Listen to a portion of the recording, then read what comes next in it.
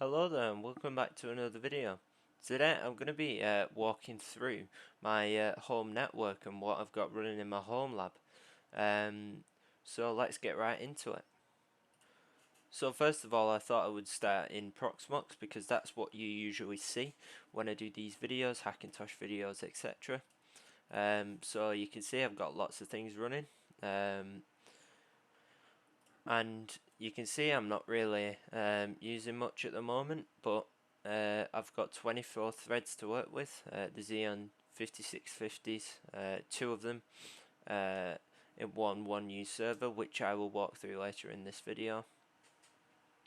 I've got a transmission running, so I'm currently downloading all the macOS ISOs,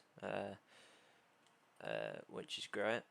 I've also got lots of VMs such as my own that I use to access my things from outside the house, which I will show you next. But yeah, let's move on to that.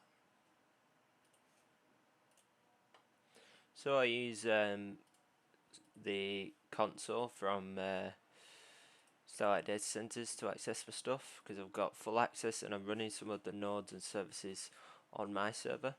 Such as the portal that you access. But I have my NAS hosted here, so I'll walk you through that really quick. I'm running Windows Server 2019. I'm in evaluation mode right now because I'm just testing stuff out. But you can see I give it 4 cores and 2 gigabytes of RAM, which is fine, and it's got a 10 gig card, as you can see there.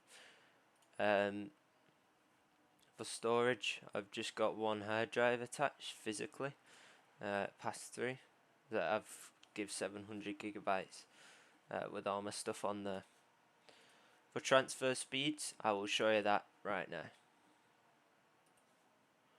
So, as an example, if I copy something over, you can see I get around 700 megabits per second, around there. It also depends on which file it is. It affects the speed. If I pull something off my NAS, so I'm just going to do that right now. I'm just testing that using ISOs, by the way. If I just pull that off my NAS, you can see that I get sequential around 700 megabits per second, which is fine for me. Some people have 10 gig networking in the house. I just don't see the point because I don't really use it that often. Let's move on to the next one. So, if you saw my last video, you'll have seen that we were creating a domain controller, where I've actually got one of my own. So, if I show you here, I've got 8 core CPU and 4 gigs of RAM for my domain controller, and I use it for various things, such I have my own Nextcloud instance that's connected through Active Directory. And I've got some computers that are connected too. But you can see that we're, just gigabit on this one. There's no need to go overkill.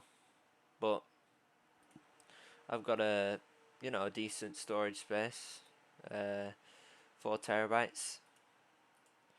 So yeah. So here you can see that I've got an Nextcloud instance that is actually tunneled. So that's why I'm not showing you the full address, but I'm going to show you the specs of this.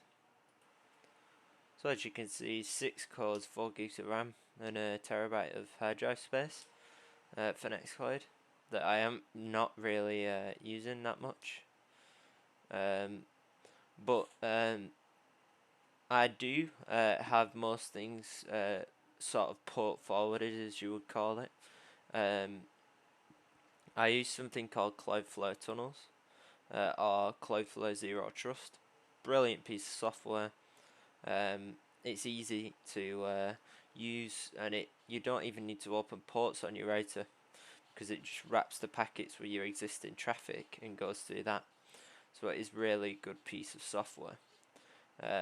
That is just run off a Proxmox container with the Cloudflare D system installation on it. So very light. In fact, I'll show you that now. As you can see, it's not even using 1% CPU or 100 mega RAM around there, so it's just really light, easy to run. And as you can see, the max it's got to is 2% CPU. So yeah, that's my home network. Thanks ever so much for watching, and I'll see you in the next video. Goodbye.